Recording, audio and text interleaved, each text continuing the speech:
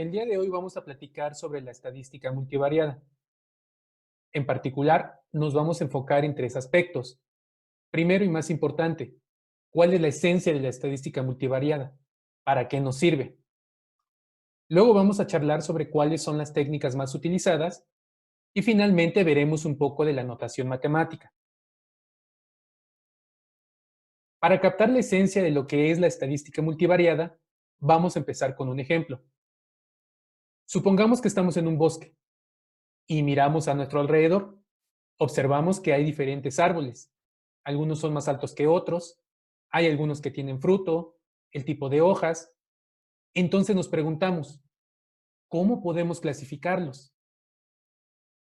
Bueno, pues una opción sería mirar con atención todas sus características y extraer datos, como podría ser su altura, el tipo de hoja o el tipo de fruto que producen. Pero la información así desagregada es difícil de analizar.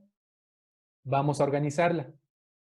Y para ello juntamos en una columna el fruto, en otra ponemos las alturas y en otra más ponemos el tipo de hoja.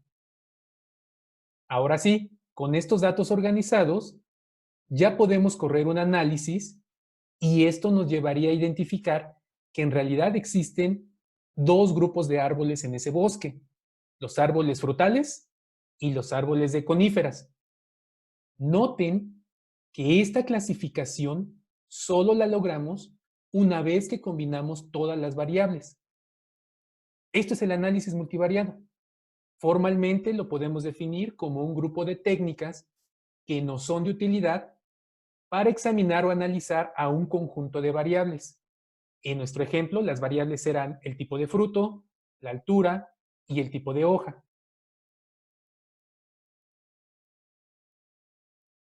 Para llevar a cabo un análisis multivariado debemos de tener presente tres aspectos importantes.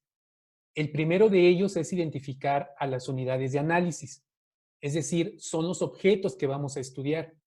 En nuestro ejemplo fueron árboles, pero podrían ser personas, cosas o individuos. Segundo, los datos. Formalmente se definen como representaciones de los atributos que tienen las unidades de análisis.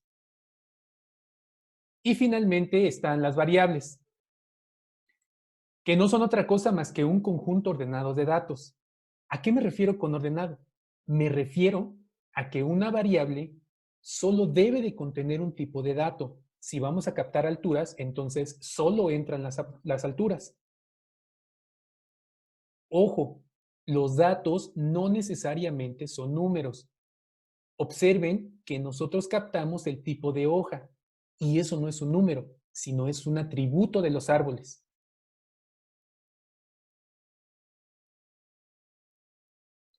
Existe una gran cantidad de técnicas.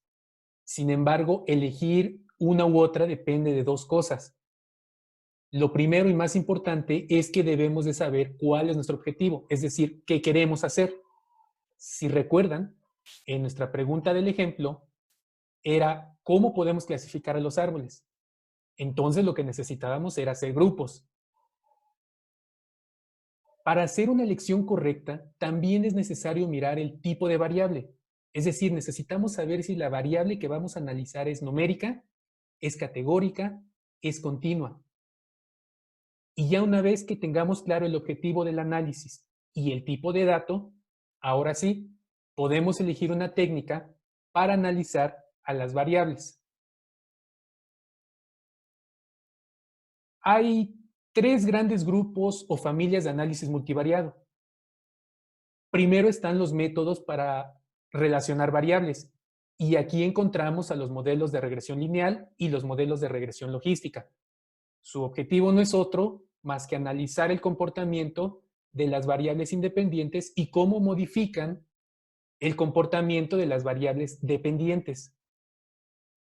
Luego están las técnicas para clasificar datos. Y acá podemos encontrar al análisis de conglomerados o el análisis discriminante. Su objetivo es hacer grupos, tal y como lo vimos en nuestro ejemplo, en donde clasificamos a los árboles de acuerdo con sus características. Finalmente, están los métodos para obtener medidas resumen. Y los modelos más utilizados son los modelos factoriales o de componentes principales. Su objetivo es crear constructos que capten el comportamiento de un conjunto de variables.